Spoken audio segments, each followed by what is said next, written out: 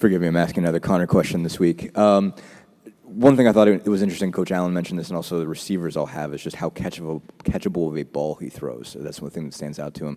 What did you kind of notice about him sort of mechanically, and what is it about him that makes it, makes his pass, I guess, just easy for receivers to get to? I mean, before you get to like the appropriateness of the ball, I mean, like he's a great spot hitter, and there's a couple throws in the game that every quarterback that ever plays in a football game wishes they could have back, but he's going to have the ball in area, more often than not. But I think he's got a really special gift to throw the appropriate ball. And I think that's a ball that's on time. It's the ball with the right amount of pacing so that guy can go run through it and create yak. We had a couple of those that we did miss, but I just think he throws a very appropriate ball. And to me, there's a lesson in that, and then there's an art to it, and so many young quarterbacks, we're trying to just throw this ball through somebody's soul all the time, but there's an art to that, and so I think that's one of his big skills is just he throws a very appropriate ball. Hey, Coach, just want to get your thoughts. Cam Camper, what is it that you like most about him? What makes him have the ability to be as productive as he's been so far? Yeah, I mean, the biggest thing I like about him is he's just a great kid. He's got, great mom, comes from great people. He's a worker. He's a high achiever. I mean, anything and everything that you ask him to do on or off the football field, he does at a really high level. He takes care of himself, almost to a fault. When he feels like he's let the team down, like it hurts him.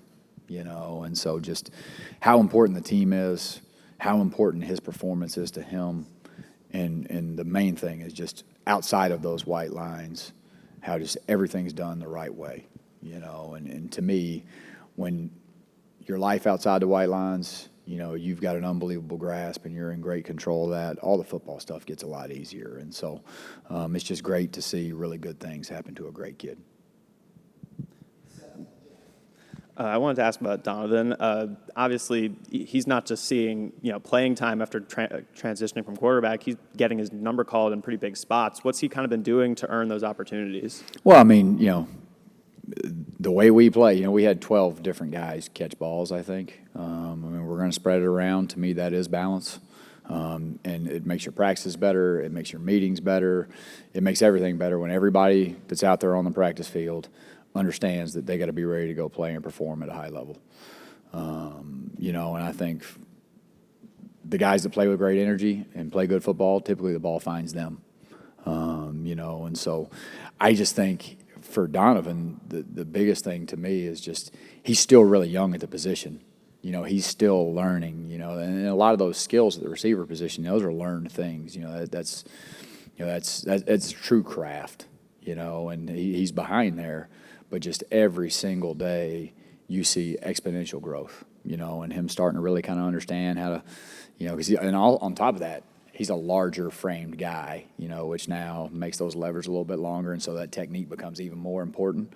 But every single day you see exponential growth in him. You see his skills get better, and he's just going to continue to grow and evolve and be a guy that we can use in a multitude of ways. Coach, obviously coming through with a lot of successful late-game drives, but maybe starting the game a little bit slower. What do you think you can point to that you'd say you're finding success late in the game that you think can improve at the start? Well, the ultimate truth of it is every single time we go out there, we try to score a touchdown. So there's obviously a lot more failures than just at the end. I think, like you just could take the last game, for instance. I thought that, I thought I was a little over-aggressive in the score zone. I knew that they were going to move the ball, and not because they're, I don't mean that in any way, shape, form, or fashion as something against our defense. It's just how they play, and we're very similar in style, and so I thought when we kind of got inside the 20-yard line, I got a little over-aggressive, created some zeros, and when I say zeros, just zero yardage plays, just taking shots, trying to push the ball, trying to force the issue a little bit.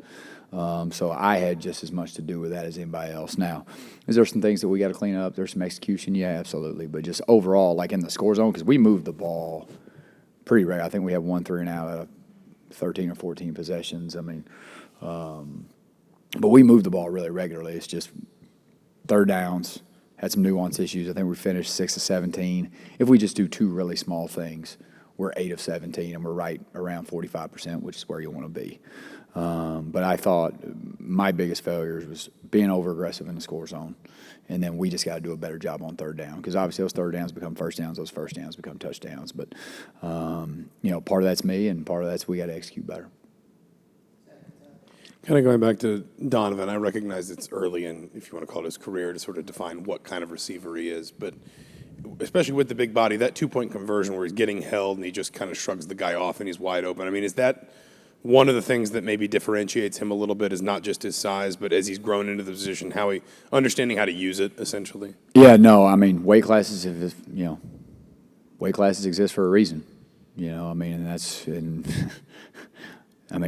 Big guys, typically for the history of civilization have beat up little guys, and so now that's not always the case. There are some wonderful examples of that not being the case, but in most sports, weight classes exist for a reason.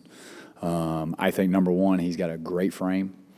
Number two, he plays, and that's one of the skills that you guys have not seen yet, is he plays with the ball above the rim, up above his face mask, as good as any guy I've been around.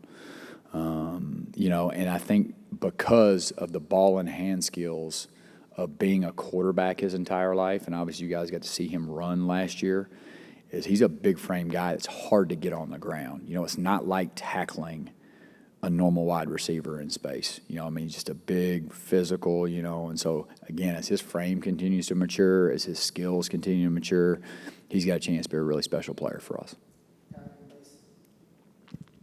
Coach, what has stood out to you about Josh Henderson, and what have you just enjoyed about coaching him?